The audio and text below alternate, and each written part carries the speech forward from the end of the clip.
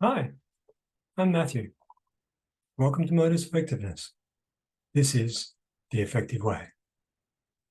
Today, we're going to talk about a subject I get asked about quite a lot, meetings, how to get better outcomes for them.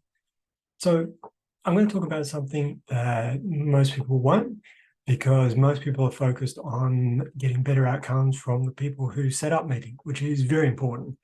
But there's a lot more other people who attend meetings. So if you want better outcomes, maybe we should focus on them. So do you want better outcome from meetings? Get everyone to do this. So at the end of the day, we need to be effective in everything we do.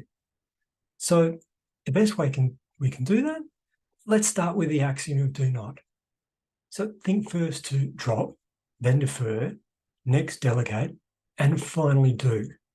Apply that to everything you do. So if we apply that to meetings, here are the two main things we can do to make your attendance more effective at meetings. So the first thing is you can actually go to fewer meetings. So if you go to fewer meetings, then you're likely to go to the meetings that are more important, and therefore you get a more effective outcome.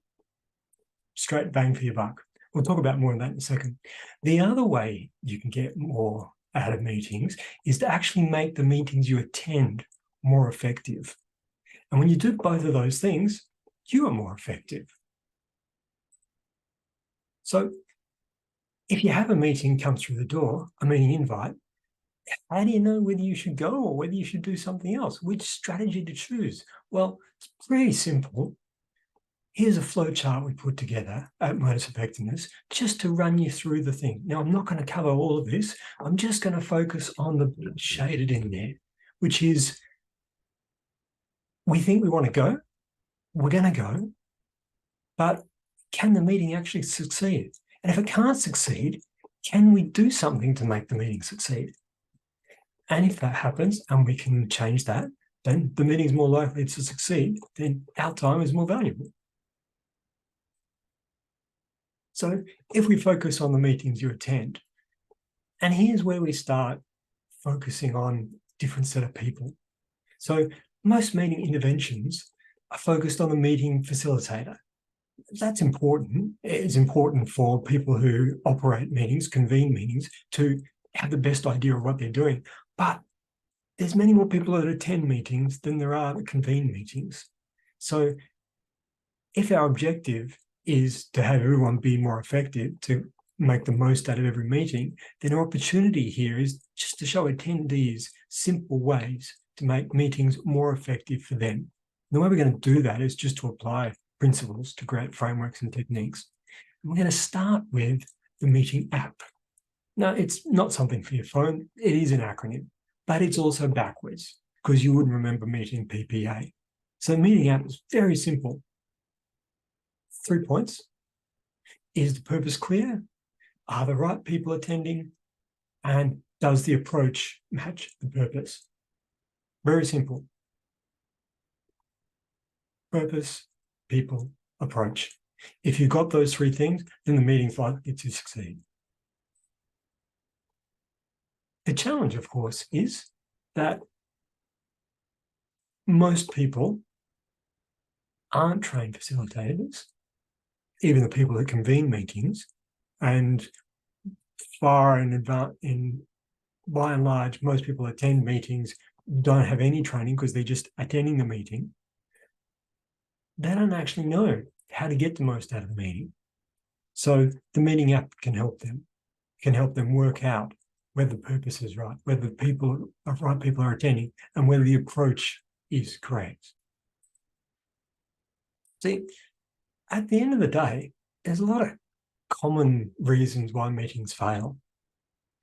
And most importantly, most of those reasons generally relate to the purpose of the meeting. If the purpose isn't clear, then no one knows why they're there or what they're doing, and therefore you won't get an outcome.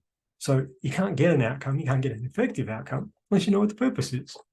So have you ever been to a meeting where you don't know what the meeting's about? That's clear. The purpose isn't clear. Have you ever been in a meeting where it's Groundhog Day over and over and over, the same meeting? It's because the purpose isn't clear. If there are no real issues and no one pays attention, generally, that's because the purpose of the meeting isn't clear. It's just a gathering. What about other things?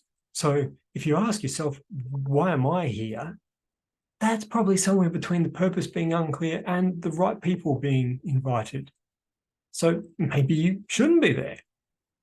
And if, for example, it's a meeting to decide something, but there aren't any deciders in the room, well, clearly the right people weren't invited.